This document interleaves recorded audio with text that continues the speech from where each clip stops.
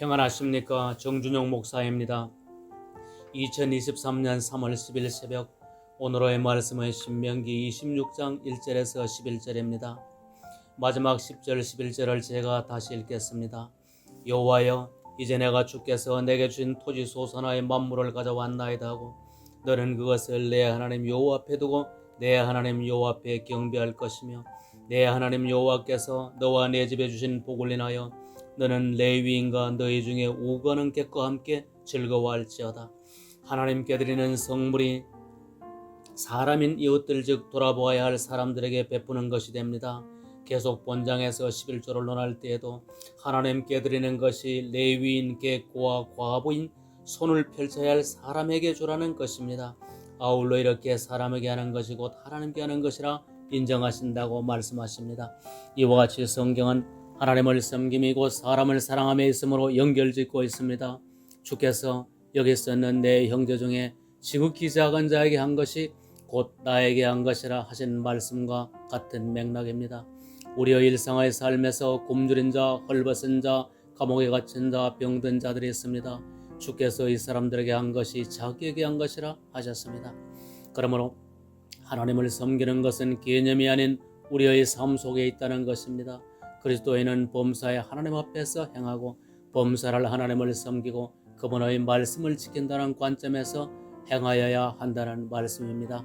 가난한 사람에게 구제를 행함도 자기의 뜻을 행하는 것이 아닌 하나님의 말씀을 행함으로 가난한 자를 돌아본다는 것입니다. 이것이 성도의 근본적인 삶의 성격입니다. 그렇다면 우리의 작은 선한 손길이 지극히 크신 하나님을 섬긴다는 말씀이지 않습니까? 그렇다면 정말 해볼만 하지 않겠습니까? 얼마나 영광스럽고 가슴 벅찬 일이겠습니까? 우리 시온서교회 원로 목사님의 고등학교 시절의 일에 대한 간증을 들은 적이 있습니다.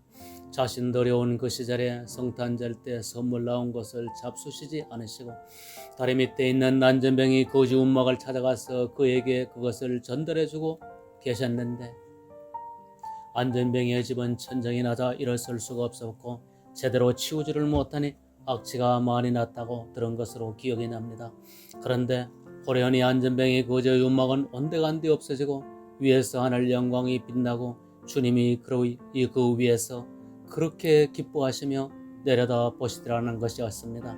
그 일이 주님을 그렇게 기쁘시게 하는 것인 줄 알고 그 후 성탄절이 되면 늘 외롭고 가난한 사람들을 찾으셨다고 합니다. 정말 얼마나 영광스럽고 또 큰 일이겠습니까? 첫 열매와 11조는 하나님을 섬기는 것으로 사람을 돌아보는 것입니다. 그러나 물론 오늘날 교인들이 첫 열매와 11조를 교회로 언급하지 않고 개인적으로 선한을 위하여 사용하라는 말로 제2가 2구절을 설명하는 것이 아닙니다. 신약성경 사도행전 4장 34절 35절을 보면 그 중에 핍절한 사람이 없으니 이는 밭과 집 있는 자는 팔아 그 판 것의 값을 가져다가 사도들의 발 앞에 두매 저희가 각 사람의 필요를 따라 나눠주미라고 하였습니다. 신약시대가 열리는 초대교인들은 교회로 그 연보들을 가져왔고 교회가 주님의 이름으로 그것을 필요한 사람들에게 다시 나누어 주었다는 귀한 모범을 보여준 것이었습니다.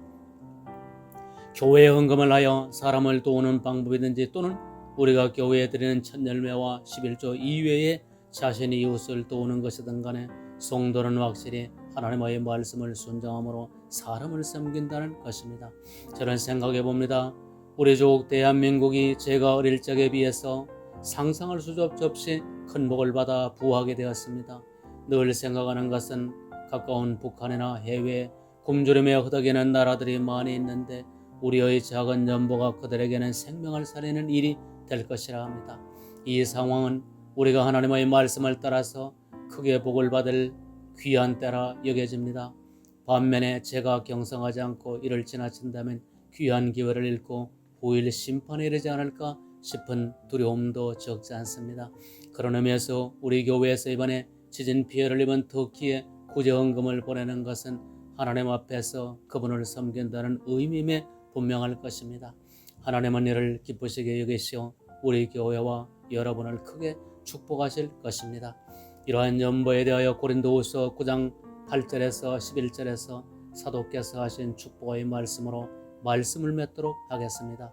하나님이 능히 모든 은혜로 너에게 넘치게 하시나니 이는 너희로 모든 일에 항상 모든 것이 넉넉하여 모든 착한 일을 넘치게 하려 하심이라. 기록한 바 저가 흩어 가난한 자들에게 주었으니 그의 의가 영원토록 있느니라 함과 같으니라. 심는 자에게 씨와 먹을 양식을 주시는 이가 너희 심을 것을 주사 풍성하게 하시고 너희 의의 열매를 더하게 하시리니 너희가 모든 일에 부유하여 너그럽게 연보함은 저희로 우리로 말미암아 하나님께 감사하게 하는 것이라.